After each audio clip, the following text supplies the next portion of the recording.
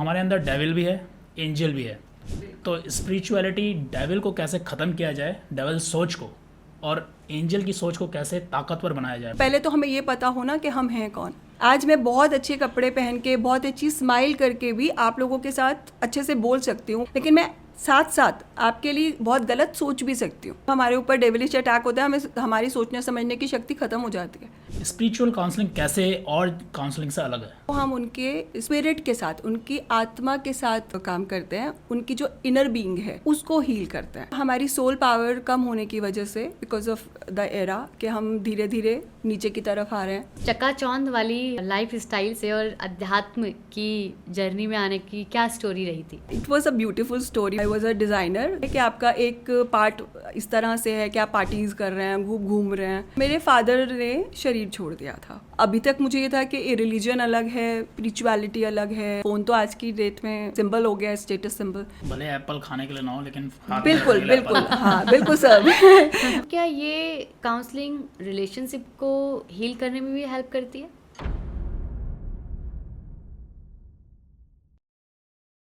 आपने mental health counselling, career counselling और marriage counselling के बारे में तो सुना होगा। क्या आपने कभी स्पिरिचुअल काउंसलिंग के बारे में सुना है? अगर हाँ, तो हमारे कमेंट बॉक्स में यस, और अगर नहीं सुना है तो नो लिखकर हमें जरूर बताएं। आज के इस इंटरेस्टिंग पॉडकास्ट में आप स्पिरिचुअल काउंसलिंग के बारे में जान पाएंगे और ये भी जान पाएंगे कि ये कैसे करते हैं और कैसे हम इसको शुरू करें। आज की जो हमारी गेस्ट है, उन्होंने ग्लैमर दुनिया की चकाचौंध को छोड़कर अध्यात्म की दुनिया में कदम रखा है। आज की जो हमारी गेस्ट हैं वो एक स्पिरिचुअल काउंसलर हैं, जिन्होंने अपनी स्पिरिचुअल जर्नी के थ्रू कई सारे लोगों की लाइफ को ट्रांसफॉर्म किया है। तो चलिए शुरू करते हैं खुद से खुद को जानने की जर्नी को। मिलवाते हैं आपको आज के गेस्ट से।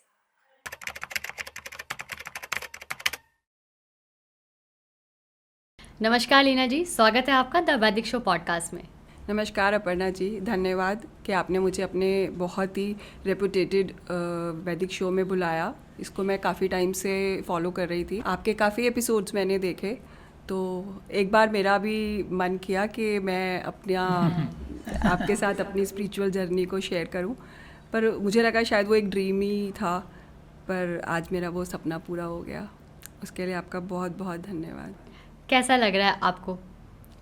मुझे बहुत अच्छा लग रहा है। मैं अपने आप को बहुत ही फॉर्चुनेट फील कर रही हूँ कि आप जो फील करते हैं जिस जर्नी से, या जो आपकी लाइफ में चेंजेस आते हैं, आपको लगता है कि वो चेंजेस आप पूरी दुनिया को बता दो कि देखो मेरी लाइफ कैसी थी और कैसी हो गई है। पर ऐसे बहुत ज़्यादा हो नहीं पाता है। बहुत कम लोग होते हैं जो अपनी बात को पूरी दुनिया के सामने रख पाते हैं।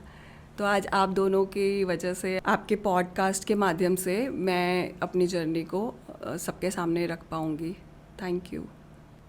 काउंसलिंग वर्ड हमने कई बार सुना है, जैसे हम करियर काउंसलिंग को ले रहे हैं, mental health counselling, marriage counselling.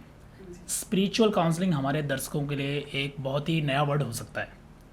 Spiritual counselling कैसे और काउंसलिंग से अलग है? जो वर्ड है काउंसलिंग, उसको हम लोगों के साथ, मतलब जो लोग परेशान होते हैं या अपनी लाइफ में कुछ समस्याएं होती है, जैसे आपने बोला mental counselling, marriage counselling, relationship counselling, इसमें हम लोगों की प्रॉब्लम्स के साथ डील करते हैं। जो उनकी उस वक्त की प्रॉब्लम्स होती है, हम उसके साथ डील करते हैं। लेकिन जो स्पिरिचुअल काउंसलिंग है, वो हम उनके स्पिरिट के साथ, उनकी आत्मा के साथ काम करते हैं। उनकी जो इनर बीइंग है उसको हील करते हैं। तो जो नॉर्मल काउंसलिंग्स होती हैं, मेंटल काउंसलिंग वगैरह, जैसे अभी आपने बोला, उन सब में सिर्फ उतना ही हील हो पाता है। फॉर द टाइम बीइंग आप हील कर पाते हो। लेकिन स्पिरिचुअल काउंसलिंग में आप इतना हील हो जाते हो कि आपके पास कोई प्रॉब्लम्स ऐसे रहती नहीं है। मतलब लाइक आपके पास इतनी पावर आ जाती है, इतनी शक्ति आ जाती है कि आपको पता चल जाता है कि मुझे किस तरह से डील करना है अपनी प्रॉब्लम्स के साथ। तो ये फ़र्क है स्पिरिचुअल काउंसलिंग और नॉर्मल काउंसलिंग। काउंसलिंग वर्ड जैसे हम सुनते हैं तो काउंसलिंग तब होता है जब किसी को कोई प्रॉब्लम हो, इश्यूज़ हो। हाँ जी। मतलब जैसे मेंटल हेल्थ काउंसलिंग का हम ले लें, तो अगर मेंटल हेल्थ प्रॉब्लम चल रही है, कोई परेशान है मेंटल प्रॉब्लम से, तो वो काउंसलर के पास जाता है।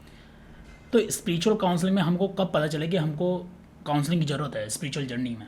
हमारी सोल पावर कम होने की वजह से, बिकॉज ऑफ द एरा, कि हम धीरे धीरे नीचे की तरफ आ रहे हैं। हमें जैसे पता है हमारे 4 युग होते हैं, सतयुग, त्रेता, द्वापर एंड कलयुग। तो कलयुग तक आते आते हम सब जो है एनर्जीज़ हैं, तो हम लोग इतना ड्रेन हो जाते हैं कि हमारे पास उतनी पावर नहीं रह जाती कि हम सोच पाएँ, समझ पाएँ चीज़ों को। तो पहले टाइम पर क्या होता था, पहले टाइम आज से 50 साल पहले कोई हम लेके चलेंगे, मेरी एज को आप लेके चलें, मतलब जब मैं छोटी थी तो मेरे पास काफ़ी सारे इश्यूज़ आते थे। लाइक मुझे पढ़ाई में देखना है कि मुझे अच्छे नंबर कैसे लाने हैं, या फिर मुझे किसी ने स्कूल में कॉलेज में कुछ कह दिया तो मुझे उससे कुछ टेंशन हुई, एंजाइटी हुई। तो वो मैं घर आती थी तो मेरे मम्मी पापा, मेरे दादा दादी या मेरे सिबलिंग्स, मेरे कज़न्स, मेरे चाचा के बच्चे तो देखते थे कि दीदी परेशान है, या फिर दादी देखते थे कि लीना परेशान है। तो वो मुझसे पूछते थे कि क्या हुआ आपको, मतलब प्रॉब्लम क्या है, अलग से ले जाके पूछते थे। तो बेझिझक होके, बिना किसी डर के कि मेरी बात कहीं बाहर तक पहुंचेगी, तो मैं उनसे बात कर लेती थी, क्योंकि मेरे पास एक जॉइंट फैमिली थी, तो उसके सॉल्यूशंस मुझे वहाँ से मिल जाते थे। और कुछ चीज़ें वो लोग जब आपस में कर रहे होते थे तो मैं देख के सीख जाती थी कि अगर ये प्रॉब्लम आई है घर में, या किसी के साथ ये प्रॉब्लम आई है, उन्होंने उसको ऐसे डील किया है तो मैं भी कर सकती हूँ। लेकिन आज क्या हो गया है, आज हमारा जो हमारी सोसाइटी, हमारा समाज न्यूक्लियर फैमिलीज़ में कन्वर्ट हो गया। हमारे पास कोई गाइड करने वाला नहीं है। तो इश्यूज़ पहले भी होते थे, ऐसा नहीं है कि इश्यूज़ आज ही आए हैं, इश्यूज़ पहले भी होते थे, प्रॉब्लम्स पहले भी आते थे, चैलेंजेस पहले भी आते थे। पर अब के जो चैलेंजेस हैं उसको डील करने के लिए हमारे पास कोई है नहीं, तो इसलिए हमारे को काउंसलिंग की ज़रूरत पड़ती है। तो जब भी हम वीक फील करते हैं, ऐसा महसूस करते हैं कि हमें कोई रास्ता नज़र नहीं आ रहा है, तो हम काउंसलिंग की तरफ जाते हैं। तो अब जब हम काउंसलिंग की तरफ जाते हैं तो वो एक पर्टिकुलर एरा पे काम करती है। लाइक करियर काउंसलिंग आपके सिर्फ करियर को बताती है कि आप क्या कर सकते हो, आपकी पोटेंशियल क्या है। लेकिन स्पिरिचुअल काउंसलिंग आपको आपकी पोटेंशियल भी बताती है, आपको वो करने की हिम्मत भी देती है, मतलब आपकी सोल को इतना एम्पावर कर देती है कि आप उस चीज़ को हंसते हंसते, बिना किसी टेंशन के, बिना किसी नेगेटिव थॉट के आप उसको कर पाते हैं। जैसे आप फैशन डिज़ाइनर थी, हाँ जी। और स्पिरिचुअल जर्नी में आना ये कोई मामूली बात तो नहीं है, इसके पीछे बहुत सारे चैलेंजेस रहे होंगे। हाँ जी। तो हम सुनना चाहेंगे कि आपकी उस चकाचौंध वाली लाइफ स्टाइल से और अध्यात्म की जर्नी में आने की क्या स्टोरी रही थी? It was a beautiful story. बहुत ही अच्छा रहा मेरा जो ट्रांसफॉर्मेशन का टाइम था, वो बहुत ही प्यारी, एज भी बहुत प्यारी थी। मैंने सब कुछ बहुत अच्छे से क्या एक्सपीरियंसेस किए।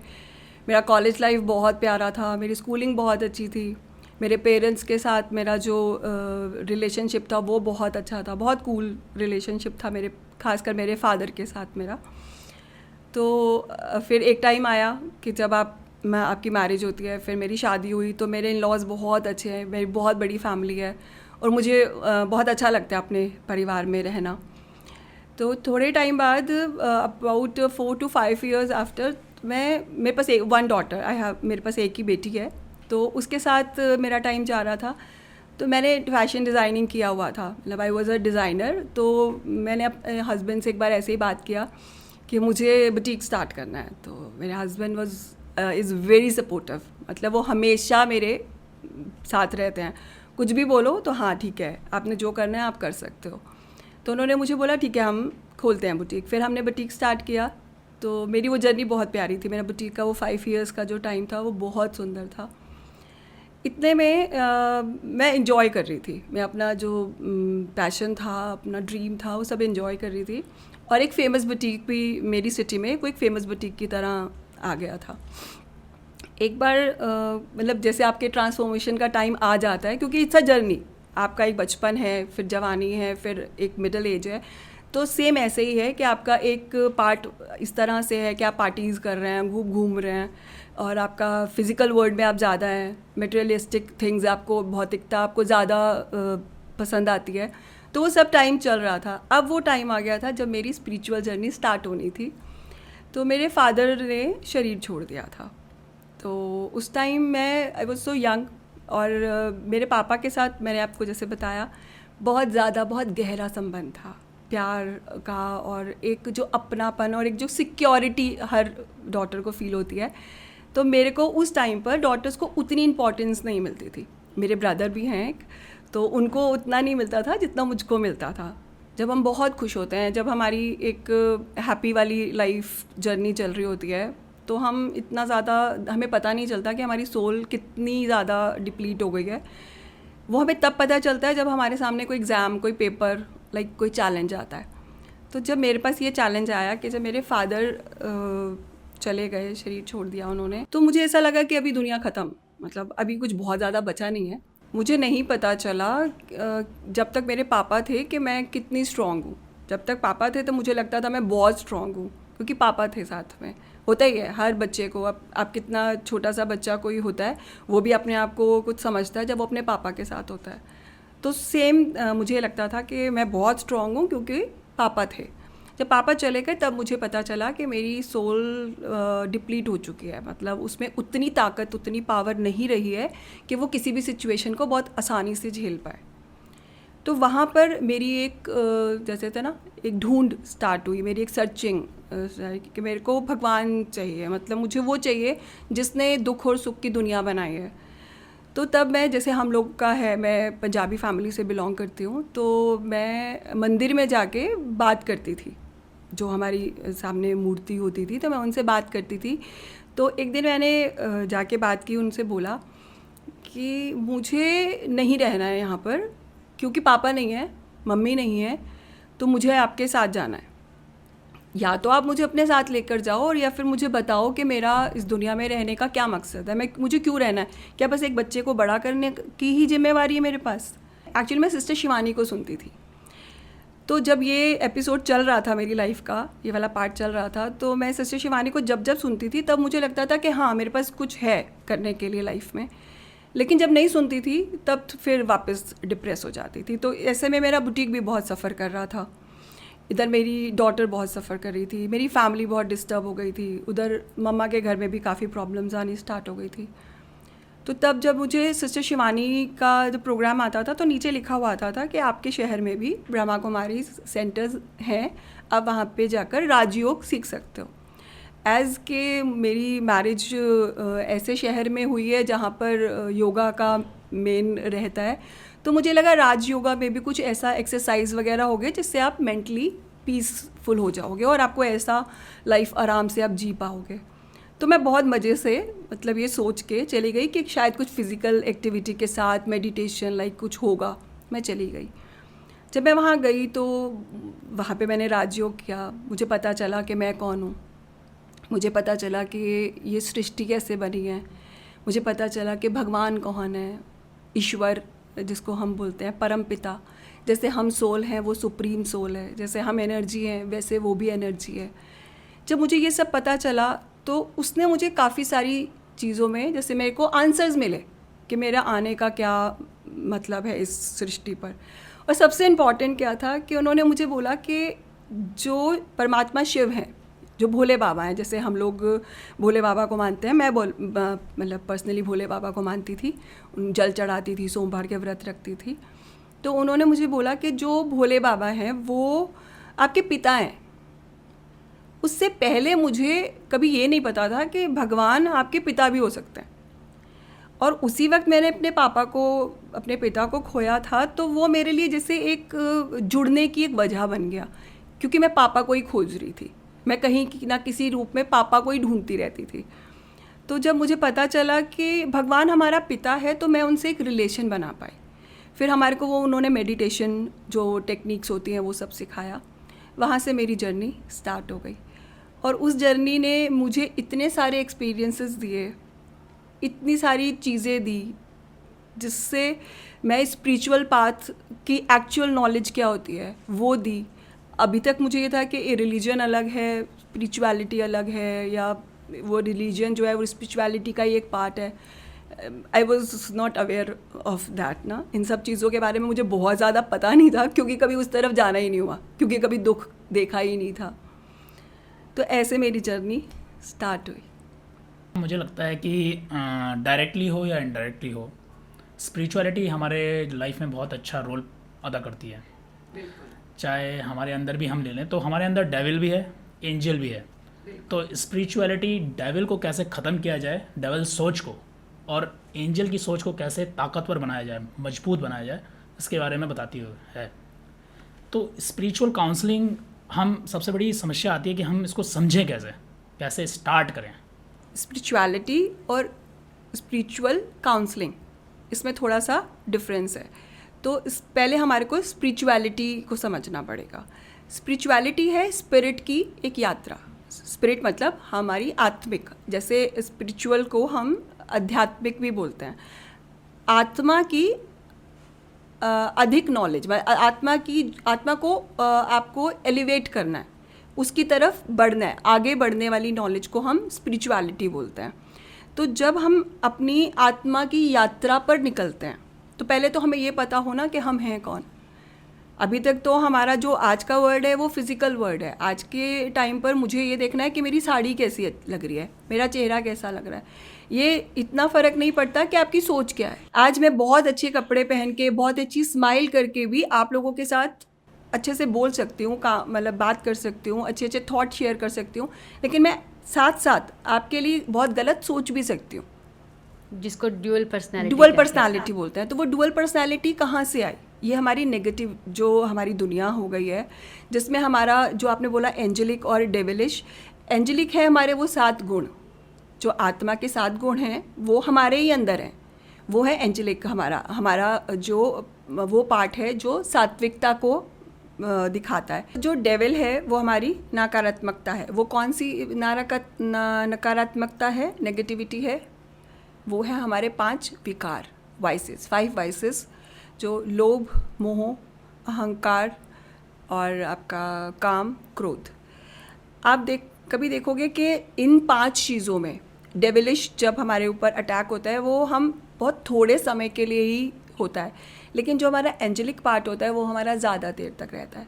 आप प्रेम में पूरा दिन रह सकते हो, लेकिन आप क्रोध में पूरा दिन नहीं रह सकते।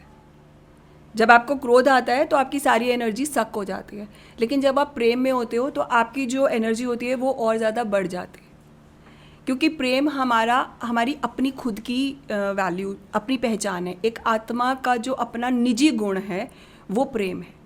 तो इसलिए जो आत्मा का निजी गुण है वो तो हम पूरा दिन भी रख सकते हैं, इनफैक्ट पूरी ज़िंदगी भी रख सकते हैं, लेकिन जो हमारा एक्वायर किया हुआ है, ये 5 वाइसेस हमारे एक्वायर किए हुआ है, तो इसमें हम ज़्यादा देर नहीं रह सकते।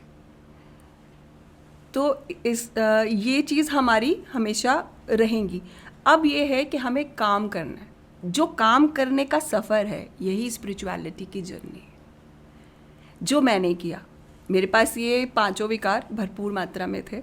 मुझे लगता है कि ये 5 विकार हम सभी के भीतर है। हाँ बिल्कुल, वही डायरेक्ट इनडायरेक्ट स्पिरिचुअलिटी वर्क करती है हमारी लाइफ में। उसका यही एक पार्ट है। आजकल लोभ हर किसी के होता है, हर किसी को है, हर किसी को है। कह तो रही हूँ, मेरे पास भी ये भरपूर मात्रा में थे, इतने थे कि बेटी के साथ अटैचमेंट। अभी आप मेरे फादर का ही देख लीजिए, जो अभी मैंने आपको बताया, तो वो क्या था? मोह ही तो था, अटैचमेंट ही तो थी। क्या वो आज मेरे साथ नहीं है? आज भी वो मेरे साथ एनर्जी के रूप में एनर्जी के रूप में मेरे साथ है। उनकी गाइडेंस मेरे साथ है, उनका प्यार मेरे साथ है, जो मुझे ताकत देता है। लेकिन उस वक्त नहीं था, उस वक्त क्योंकि आपके उन 5 विकारों ने, जिसमें से मोह था सबसे ज़्यादा इम्पॉर्टेंट, मेरी सारी सोच समझ को, मेरे थॉट्स को, मेरे सब चीज़ों को उसने ख़त्म कर दिया। वो डेविलिश अटैक था। बिल्कुल। आपने ये नोटिस किया होगा कि जब हमारे ऊपर डेविलिश अटैक होता है, हमें हमारी सोचने समझने की शक्ति ख़त्म हो जाती है। उस वक्त मेरे साथ बिल्कुल ऐसा था कि मुझे ऐसा लगता था कि सारी दुनिया ही मतलब गलत है और सब ने ही तो चले जाना छोड़ के, सभी धोखेबाज है। मतलब बहुत ही अलग तरीके से सोच हो गई थी मेरी, जस्ट बिकॉज ऑफ, क्योंकि मुझे अपने 7 गुणों की नॉलेज ही नहीं थी। क्या है वो 7 गुण? आपका सबसे पहला होता है प्रेम। प्रेम से ही ये दुनिया चलती है। देवी देवताओं को हम क्यों पूजते हैं? क्योंकि वो पवित्र हैं। पवित्रता, प्रेम, पवित्रता, सुख, शांति, नॉलेज, ज्ञान, आपका ब्लिस, आनंद, इन 7 गुणों से हमारी आत्मा बनती है। ये आत्मा के निजी स्वरूप गुण हैं। जब हम इन 7 गुणों के साथ रहते हैं तभी हम सिर्फ अपनी लाइफ को भरपूर आनंदित रूप में इंजॉय कर सकते हैं, मतलब बहुत अच्छे से रह सकते हैं जब ये 7 गुण होते हैं।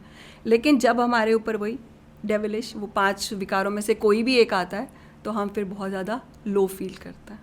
आपने अभी तक इस काउंसलिंग जर्नी में ऐसी कोई पेनफुल स्टोरी को सुलझाया है जो आपके पास बहुत पेन में आया हो?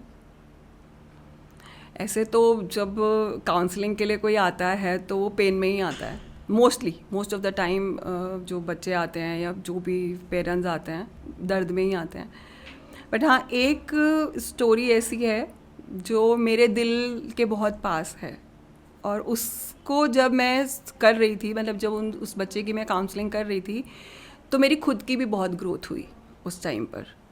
एज अ ह्यूमन बीइंग मुझे भी समझ में आया कि स्पिरिचुअलिटी आपकी लाइफ का कितना इम्पॉर्टेंट पार्ट है। इनफैक्ट पार्ट नहीं है, स्पिरिचुअल लाइफ है, जो स्पिरिचुअल जर्नी है वो ही एक्चुअल जर्नी है।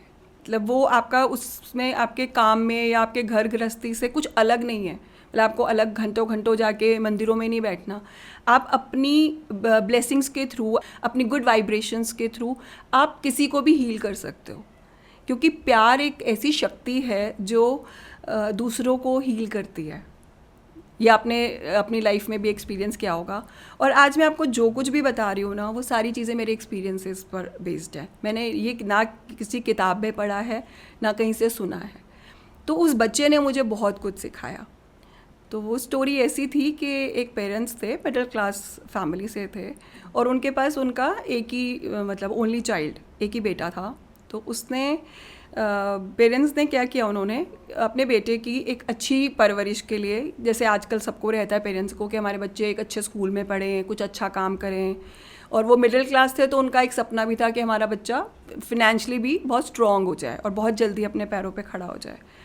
तो उन्होंने बहुत अच्छा स्कूल उसके लिए चुना। तो जो भी उनकी सेविंग्स होती थी, जो भी वो अर्न करते थे, वो उसकी स्कूलिंग में चला जाता था। तो लेकिन अब स्कूल बड़ा था तो वहाँ पे पीयर प्रेशर होना तो लाजमी था। जब बच्चा छोटा था तब तक तो नॉर्मल चल रहा था, 9th स्टैंडर्ड तक, जैसे बचपन से 9th स्टैंडर्ड तक तो वो आराम से कर पाया। जब वो 9th 10th मतलब आपका टीनेजर एज में आया, तो उस वक्त उसको लगा कि मुझे भी बहुत अच्छे ब्रांडेड शूज़ चाहिए, मुझे भी बहुत ब्रांडेड बड़ा महंगे वाला फ़ोन चाहिए। फ़ोन तो आज की डेट में आपका वो सिंबल हो गया है, स्टेटस सिंबल, कि जितना बड़ा फ़ोन, एप्पल का फ़ोन, तभी आपका स्टेटस है, अदरवाइज़ तो आपके पास पैसे ही नहीं है। भले एप्पल खाने के लिए ना हो, लेकिन हाथ में बिल्कुल रखने के लिए बिल्कुल, एप्पल। हाँ बिल्कुल सर। एक्चुअली मैं यही कहना चाहती थी कि उस वक्त हो सकता है कि कई परिवार ऐसे हों जो अफोर्ड भी ना कर पाते हों एप्पल का फ़ोन, लेकिन फिर भी बच्चों के पास वहाँ पर फ़ोन्स थे। और आजकल तो EMI पे मिल ही जाता है। हाँ, अभी की बात, इस बात को हो गए हैं, अब 10 साल पहले की बात बता रही हूँ मैं। तो उस वक्त एप्पल का फ़ोन किसी किसी के पास ही होता था। तो उनका बच्चा भी इस चीज़ की ज़िद करता था कि मुझको फ़ोन चाहिए, एप्पल का फ़ोन चाहिए। तो पेरेंट्स उसको समझाते थे कि बेटा ऐसा नहीं होता, आपको हम इतने महंगे स्कूल में पढ़ा रहे हैं, यही बहुत बड़ी बात है, आप क्यों अपने आप को किसी से कंपेयर करते हो, जब आप बड़े हो जाओगे तब आप अच्छे से अर्न कर पाओगे इस पढ़ाई से। तो वो बच्चा बोलता था नहीं, मुझे आप नॉर्मल स्कूल में डाल दो, लेकिन मुझे एप्पल का फ़ोन लेके दो। मतलब इतना ज़्यादा पीयर प्रेशर हो गया, इतना ज़्यादा आपका जो आज के टाइम पर फिज़िकल वर्ल्ड में दिखावा हो गया है, शो ऑफ की दुनिया हो गई है, तो वो सेम दुनिया उस बच्चे के अंदर चल रही थी। बट पेरेंट्स, क्योंकि थोड़ा पुराना टाइम था और उस टाइम पर फ़ोन्स वगैरह इतना होते नहीं थे, तो वो और उनका बच्चा आपस में एक दूसरे को समझ नहीं पा रहे थे। तो बच्चा धीरे धीरे डिप्रेशन में जाने लगा, उसने धीरे धीरे बात करना ही बंद कर दिया। और फिर जब वो उसको मेरे पास लेकर आए थे तो तब भी वो बिल्कुल चुप बैठा हुआ था, उसने कुछ नहीं बोला। उसके बाद 1-2 काउंसलिंग के बाद उसने मुझसे बात करनी शुरू की। फिर जाके उसके साथ मैंने पहले तो नॉर्मल काउंसलिंग, जैसे थेरेपीज़ होती है हमारी CBT, REBT, इस तरीके से जो उसका माइंड सेट था मैंने उसको थोड़ा थोड़ा बदला, थोड़ी प्रेयर्स सिखाई। फिर हम स्पिरिचुअल पाथ पर चले गए। फिर मैंने उसको बताया कि आप कौन हो, आप किस तरीके से काम कर सकते हो, ये दुनिया कैसी है, और आपका जो गोल है वो इससे बहुत ऊपर का है। मतलब सिर्फ एक जॉब पाना, मतलब पैसे कमाना ही नहीं है, इससे भी एक ऊपर की जर्नी होती है जिसमें हमारे को एक ब्लिसफुल फीलिंग का एक्सपीरियंस होता है। तो वो पूछता था मुझसे कि मैम वहाँ तक मैं कब पहुँचूँगा, कैसे होगा। तो हम मेडिटेशन करते थे। तो मेडिटेशन में मैंने स्टार्टिंग में तो उसको जैसे वो बोलता है ना, अफर्मेशंस जो सबसे ज़्यादा हमारे उसमें इम्पॉर्टेंट रोल प्ले करती है वो होती है हमारी अफर्मेशंस। तो मैंने उसको बोला कि आप बहुत पावरफुल हो और कुछ ऐसा नहीं है इस दुनिया में जो आप नहीं कर सकते। आप जिस चीज़ के बारे में सोचोगे वो आप पा सकते हो। तो ऐसे उसने एक्सपेरिमेंट्स भी किए। जैसे स्कूल में उसका जो मैथ में वो बहुत वीक था, तो उसके 9th में हाफेलीज़ में 29 मार्क्स आए थे। तो जैसे अब चल ही रहा था तो मैंने उसको बोला कि आप बोलो कि मैं मैथ में बहुत अच्छे नंबर लेकर आ रहा हूँ और मैं मैथ में टॉपर हूँ और मैथ मेरा सबसे फेवरेट सब्जेक्ट है। तो उसने मुझे एक बार तो ये बोला कि मैम ऐसा तो है ही नहीं। मैंने कहा हाँ मुझे पता है कि ऐसा है नहीं, लेकिन ऐसा हो जाएगा। 1.5 ईयर चला था ये काउंसलिंग का सेशन। फर्स्ट टाइम मेरी लाइफ का वो मतलब एक्सपीरियंस था जो 1.5 ईयर तक गया था। 10th के फाइनल्स में उस बच्चे के 95% आए हैं और न्यूज़पेपर में उसका फ़ोटोग्राफ आया। बहुत अच्छी जर्नी थी मेरी और मेरे हार्ट के पास इसलिए है कि वो बच्चा आज MBBS के 4th ईयर में है और वो अभी भी मेरे टच में है। तो ऐसे उस बच्चे की वो जब वो आया था और जहाँ पर वो आज है उसके पीछे स्पिरिचुअलिटी है। वो स्पिरिचुअलिटी को फॉलो करता है। आज के इस मॉडर्न लाइफ में रिलेशनशिप इश्यूज बहुत ज़्यादा हो रहे हैं। बिल्कुल। चाहे वो मदर डॉटर का रिलेशनशिप हो या फादर डॉटर का या फादर सन का या डॉटर इन लॉ का और मदर इन लॉ का, जिसका भी हम लेके चलें रिलेशनशिप इशू या फ्रेंड्स का हो, बहुत इश्यूज़ हैं। तो क्या ये काउंसलिंग रिलेशनशिप को हील करने में भी हेल्प करती है? बिल्कुल। जब आपका इनर ग्रोथ होता है तो वो हर फील्ड के लिए होता है। मतलब वो रिलेशनशिप को भी क्योर करेगा और आपकी मेंटल हेल्थ को भी क्योर करेगा। इसमें हमारी आत्मा को मतलब हमको इतनी ताकत मिल जाती है कि हम सामने वाला जो इंसान है उसको समझ पाते हैं। इसमें हमारे को जब हम स्पिरिचुअल जर्नी पे होते हैं तो उसमें कर्मा फिलॉसफी के बारे में हमें पता चलता है, लॉ ऑफ कर्मा, कि जो भी हमारी लाइफ में आता है वो एक कार्मिक अकाउंट होता है। तो अगर कोई सोल आपको बहुत खुशियाँ दे रही है, मतलब कोई वो आपको प्लेजेंट फील करा रही है अपनी उपस्थिति से, तो आप समझ सकते हैं कि आप बहुत ही प्यारा कुछ रिलेशनशिप उसके साथ लेकर आए हैं। लेकिन कुछ रिलेशनशिप में जो रिलेशनशिप आपकी सबसे अच्छी है, मतलब वो सबसे प्यारा रिलेशन है आपका, आपकी डॉटर है, आपकी डॉटर से ज़्यादा क्लोज़ या प्यारा रिश्ता तो हो ही नहीं सकता, लेकिन स्टिल आपके उसके साथ कॉन्फ्लिक्ट्स चल रहे हैं। वो इसलिए क्योंकि पहला कुछ पूर्व जन्मा से कैरी फॉरवर्ड करते हुए आप यहाँ तक आए हैं। तो आपने कपड़े बदल लिए हैं तो आप एक दूसरे को पहचान नहीं पा रहे हैं, लेकिन आपके एनर्जीज़ वही हैं।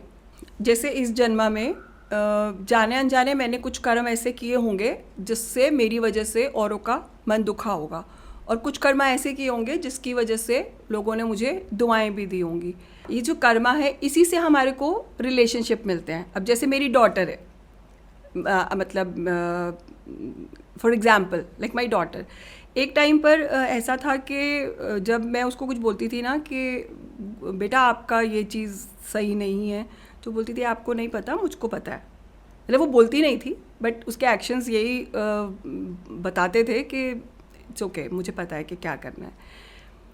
बट धीरे धीरे जैसे जैसे मेरी स्पिरिचुअल जर्नी बढ़ी, मतलब जैसे जैसे मैं इस तरफ बढ़ती चली गई और मेरे गुण इमर्ज हुए, मेरे जो वैल्यूज़ हैं वो इमर्ज हुए, मेरा प्रेम, मेरी एक्सेप्टेंस कि जो सामने वाली है वो जो सोल है उसकी अपनी एक जर्नी है, उसकी अपनी वैल्यूज़ हैं। मैंने उसकी लाइफ में वैल्यूज़ ऐड करने के लिए काफ़ी कुछ किया है। जो हुआ है एक्चुअली बच्चे भी वही सीखते हैं जो पेरेंट्स कर रहे होते हैं। तो जैसे जैसे मैंने अपनी लाइफ को ट्रांसफॉर्म किया, अपनी चीज़ों को चेंज किया, ऐसे ऐसे उसने भी सीखा। तो आज अगर मैं देखती हूँ उसकी और अपनी बॉन्डिंग, तो मुझे ऐसा लगता है कि जैसे हम बेस्ट फ्रेंड्स हैं। जैसे कई बार मुझे ऐसा लगता है कि वो मुझे मेरी मम्मा की तरह मुझे सिखा रही है कि मम्मा ऐसे नहीं ऐसे होता है, और वो चीज़ मुझे बहुत खुशी देती है। तो आपके रिलेशनशिप तब ठीक होते हैं जब आपकी एक्सेप्टेंस बढ़ती है, और आपकी एक्सेप्टेंस तब बढ़ती है जबकि आपकी सोल में पावर होती है, आपको नॉलेज मिलती है। आपकी नॉलेज, आपकी मेडिटेशन जो है वो आपको पावरफुल बनाती है। वो चीज़ आपको रिलेशनशिप को समझने में बहुत मदद करती है। स्पिरिचुअल काउंसलिंग में कौन कौन सी टेक्निक्स हम यूज़ करते हैं हील करने के लिए? वैसे काउंसलिंग में तो हमारी CBT और REBT होती है। स्पिरिचुअल काउंसलिंग में हमारा जो मेन रहता है वो रहता है आत्मा को शक्तिशाली बनाना। तो उसमें हमारा ज़्यादातर जो फोकस रहता है वो प्रेयर्स और मेडिटेशन के ऊपर ही रहता है। फर्स्ट हम यही बताते हैं कि आप कौन हैं, फिर उसके बाद बात करते हुए उनकी प्रॉब्लम्स को समझते हुए बीच बीच में थोड़ा बहुत CBT वगैरह भी देना पड़ता है उनके थॉट्स को बदलने के लिए, लेकिन ज़्यादातर उनकी सकारात्मकता पर हमारा ज़्यादा फोकस रहता है। जब हम स्पिरिचुअलिटी को फॉलो करते हैं या वो पाथ हम फॉलो करते हैं तो हमारे अंदर एक पावर आती है। वो पावर होती है जो हम औरों को भी हील कर पाते हैं। सबसे पहले हम क्या करते हैं, हम उनको सोल की तरह ट्रीट करते हैं, मतलब हम उनको जज नहीं करते, क्योंकि हमारे लिए जो बच्चा है वो भी सोल है, जो बड़ा आ रहा है वो भी सोल है। जब हमको सोल देखते हैं तो उसमें उनकी ताकत बढ़ती है, क्योंकि जजमेंट ख़त्म हो जाती है। जब उनकी ताकत बढ़ती है, जब उनकी पावर इंक्रीज़ होती है, तो उसी से ही हमारी धीरे धीरे मेडिटेशन स्टार्ट हो जाती है। पहले हम उनको हील करते हैं अपनी ऑरा और अपनी मेडिटेशन के थ्रू, फिर धीरे धीरे उनको मेडिटेशन सिखाते हैं, फिर वो अपनी मेडिटेशन के थ्रू खुद को हील करना सीख जाते हैं। ये एक बहुत बड़ा फ़र्क है नॉर्मल काउंसलिंग और स्पिरिचुअल काउंसलिंग में। नॉर्मल जो हमारी प्रैक्टिकल जो काउंसलिंग्स होती हैं उसमें हम उसी एक पर्टिकुलर टॉपिक पे काम करते हैं, फिज़िकल वर्ड पे काम करते हैं, लेकिन इस पे जब हम स्पिरिचुअल पे काम करते हैं, स्पिरिट पे काम करते हैं, तो ये लॉन्ग लाइफ होती है। ज़्यादातर जो हमारी टेक्निक्स रहती है वो मेडिटेशन ही रहती है और पॉजिटिव अफर्मेशंस। फिर हम बीच में उनको व्हाट्सएप पर भी भेजते रहते हैं मेडिटेशन, जो हमारी इनहेल एक्सहेल वाली टेक्निक है वो भी है। फिर उसमें हम गाइडेड मेडिटेशंस भी देते हैं, उसमें हम योग निद्रा का भी अभ्यास कराते हैं, और काफ़ी चीज़ें जो आपको आपकी आत्मा की शक्ति को बढ़ाती है वो सारी टेक्निक्स हम काउंसलिंग में लेकर आते हैं। हर किसी की लाइफ में एक मोड़ आता है जहाँ पे उसको डिसीजन लेने में थोड़ा सा दिक्कत होती है। उसको पता नहीं चलता है कि ये वाला रास्ता सही है कि इधर वाला रास्ता सही है, कन्फ्यूजन्स होते हैं। तो ऐसे टाइम पे हमें किसकी सुननी चाहिए, दिल की, दिमाग की? स्पिरिचुअलिटी फॉलो करने के टाइम पर जब आपकी स्पिरिचुअल काउंसलिंग हो रही है और आप इस पाथ पर चल पड़े हो, तो आपकी स्पिरिट बहुत ज़्यादा पावरफुल हो जाती है। तो वो निर्णय शक्ति, डिसीजन मेकिंग उनकी बहुत पावरफुल हो जाती है। तो आपने जैसे बोला कि माइंड की सुननी है या दिल की सुननी है, मैं इसमें यही बोलूँगी कि जब आप खुद इतने शक्तिशाली हो जाते हो तो आपको कोई भी निर्णय लेने में प्रॉब्लम नहीं आती, किसी भी चीज़ में आपको प्रॉब्लम नहीं आती। आप बहुत दूर तक देख पाते हैं स्पिरिचुअलिटी के थ्रू।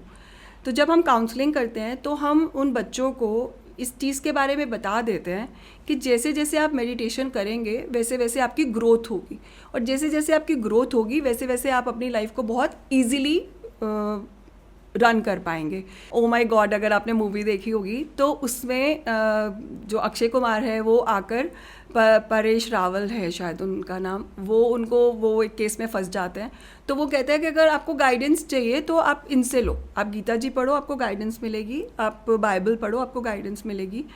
तो ऐसे ही हमारे को आपका जो भी रिलीजन है तो वो हमारे पास बुक्स होती हैं, उन बुक्स में हमारे पास काफ़ी नॉलेज होती है। तो हम उस नॉलेज को पढ़ते हैं अपने धर्म के हिसाब से, और साथ साथ हम मेडिटेशन करते हैं।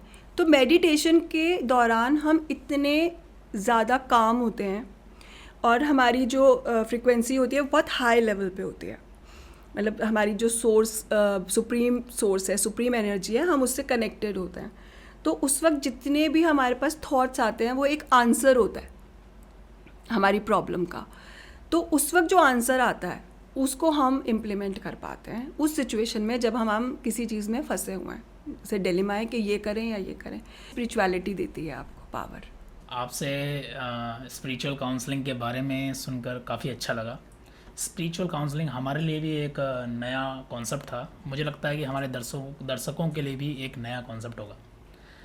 तो स्पिरिचुअल जर्नी तो हमारी भी चल रही है, लेकिन हमको पता नहीं था कि हम अपनी स्पिरिचुअल जर्नी से किसी और को भी हील कर सकते हैं। मुझे ये समझ में आया कि खुद से खुद को जानना ही स्पिरिचुअल जर्नी है।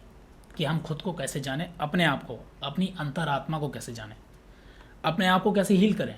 सबसे पहले अपने आप को हील करना है। अपने द्वेषों को कैसे निपटाएं, नहीं, अपने द्वेषों को कैसे ख़त्म करें। तो स्पिरिचुअल काउंसलिंग के बाद सबसे पहले लाइफ में चेंज क्या आता है? सबसे पहला चेंज, सबसे पहला चेंज आता है आपकी लाइफ में दूसरों को एक्सेप्ट करना। क्योंकि जब आप ये जान जाते हैं कि जो भी हो रहा है वो आपके कर्मा का फल है, ब्लेमिंग ख़त्म हो जाती है। क्योंकि आपको पता चल जाता है कि जो सामने वाला है वो एक्शन आपके कर्मों का रिजल्ट है। ऐसे में जो आपकी वाइब्रेशंस होती हैं टूवर्ड्स अदर पर्सन, दूसरी सोल के लिए, वो बहुत पॉजिटिव हो जाती है। क्योंकि जो आपके पास आ रहा है वो पुराना था, अब आप जो भेज रहे हो वो नया है। क्योंकि आप आज नॉलेजफुल हो, आज आपको विजडम मिल गया है। विजडम के रहते हुए जब आप कोई काम करते हो तो वो काम हमेशा अच्छा होता है। तो आज मुझे पता चल गया है कि मुझे अच्छा ही देना है। जब पता है कि जो बोया है वो ही काटना है, तो क्यों ना अच्छा ही बोए। तो इसलिए मैं अब जो मेरा अब रहता है वो यही कि अगर मुझे कभी कोई कुछ ऐसा बोलता भी है तो मुझे समझ आ जाता है। 2 मिनट लगते हैं, ऐसा नहीं है कि एकदम से इंस्टेंट। मेरा इतना प्रैक्टिस हो गया है कि नहीं वो होता, लेकिन अभी टाइम नहीं लगता।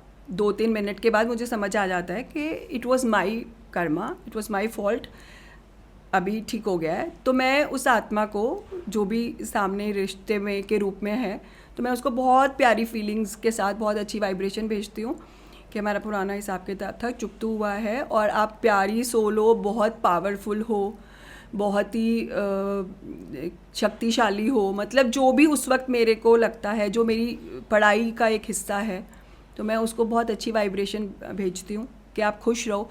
क्योंकि जो खुश रहेगा वही खुशियाँ बांटेगा। तो अगर आप सामने को वाले को आशीर्वाद दे रहे हो कि आप खुश रहो, और वो जब खुश रहेगा तो वो आपको भी वापस खुशी देगा और दुनिया में भी खुशी बांटेगा। Thank you so much. Thank you. आपने हमें और हमारे दर्शकों को समझाया कि एक आध्यात्मिक जर्नी को किस तरीके से हम अपनी लाइफ में अप्लाई कर सकते हैं, किस तरीके से हम एक ब्लिसफुल लाइफ को फील कर सकते हैं बिना किसी नेगेटिव थॉट के। बहुत बहुत थैंक यू। आपका भी बहुत बहुत शुक्रिया। आपको हमारा ये एपिसोड कैसा लगा हमारे कमेंट बॉक्स में लिखकर जरूर बताएं। अगर आपकी भी कोई स्पिरिचुअल जर्नी रही है और उस जर्नी में आपको क्या क्या चैलेंजेस आए हैं, आप हमारे साथ इंस्टाग्राम पेज पर शेयर कर सकते हैं। अगर आप भी स्पिरिचुअल काउंसलर की सर्च कर रहे हैं, स्पिरिचुअल जर्नी को कंटिन्यू करना चाहते हैं, तो हमारे इंस्टाग्राम पेज पर आप मैसेज कर सकते हैं। हम आपकी जितनी भी समस्या है उनको सॉल्व करवाने का प्रयास करेंगे। अगर आपने हमारे चैनल को अभी तक सब्सक्राइब नहीं किया है तो सब्सक्राइब कर लीजिए and press the bell icon, ताकि हम इस तरीके की कंटेंट लाते रहें और आपकी लाइफ में एक नया चेंज ला सकें। हमारे इंस्टाग्राम पेज को फॉलो कर लीजिए ताकि शॉर्ट वर्जन आपको इंस्टाग्राम पेज में मिलता रहे। फिर मुलाकात होगी आपसे एक नए एपिसोड में, एक नए एक्सपर्ट के साथ। तब तक के लिए नमस्कार।